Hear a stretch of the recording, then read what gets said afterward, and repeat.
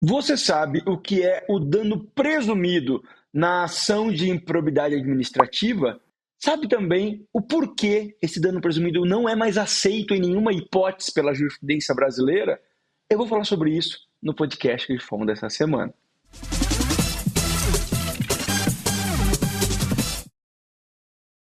Antes do advento da Lei 14.230 de 2021, que alterou radicalmente a Lei de Improbidade Administrativa, a Lei 8.429 de 92, a jurisprudência brasileira admitia a possibilidade de presunção de dano ao erário nos atos de improbidade administrativa. Ou seja, antes da alteração da Lei de Improbidade Administrativa, como os conceitos jurídicos que constavam na redação originária da Lei de Improbidade Administrativa de 92 eram muito abertos, entendia-se que os atos de improbidade administrativa presumivelmente causavam danos ao erário, ainda quando houvesse violação de princípios gerais da administração pública, lembrando que havia um entendimento de que qualquer violação a princípios da administração pública poderia ocasionar o ajuizamento da ação de improbidade administrativa e a condenação de agentes públicos.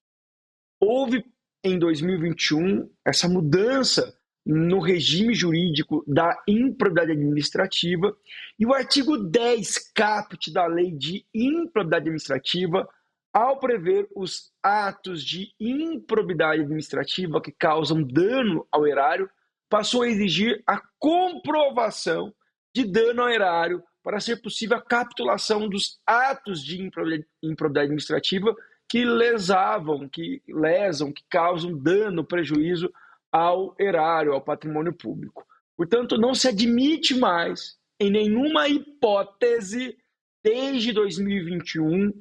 o dano presumido nas ações de improbidade administrativa. O Ministério Público ou a entidade pública que ajuizar a ação de improbidade administrativa tem o ônus processual de comprovar que o réu nessa ação causou dano ao erário e, eventualmente, pleitear,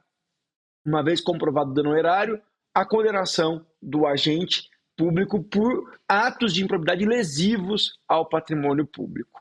Esse entendimento da jurisprudência, segundo o Superior Tribunal de Justiça, se aplica, inclusive, para as ações de improbidade administrativa em curso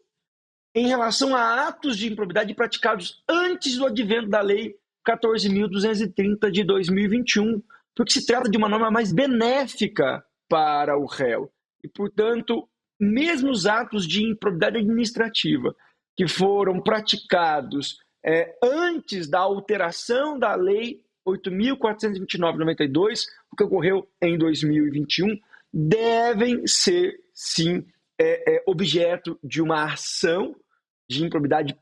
em razão de ato lesivo ao erário, apenas se houver comprovação de dano efetivo, dano concreto ao patrimônio público. Se não houver a comprovação desse dano efetivo e concreto, deve-se julgar improcedente a ação de improbidade administrativa, ainda que o ato de improbidade tenha sido praticado antes da mudança da Lei de Improbidade Administrativa, que, como nós já vimos aqui, ocorreu em 2021. Portanto, podemos concluir que hoje não se admite mais o dano presumido ao erário em improbidade administrativa, devendo, em qualquer ação de improbidade, seja as ações ajuizadas presentemente ou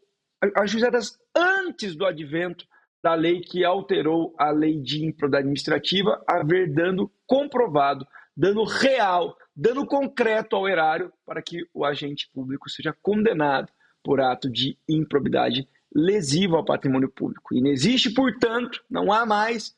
a figura do dano presumido em improbidade administrativa na legislação brasileira, o que alcança, inclusive, os atos de improbidade praticados antes da mudança da Lei de Improbidade Administrativa em 2021.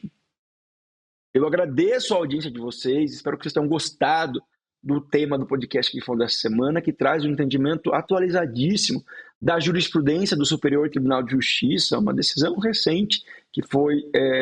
publicada em relação às alterações na Lei de Improbidade Administrativa, eu peço ainda que você continue acompanhando os nossos conteúdos aqui no podcast Grifon. Nós temos o compromisso de sempre trazer assuntos relevantes para a administração pública e para não perder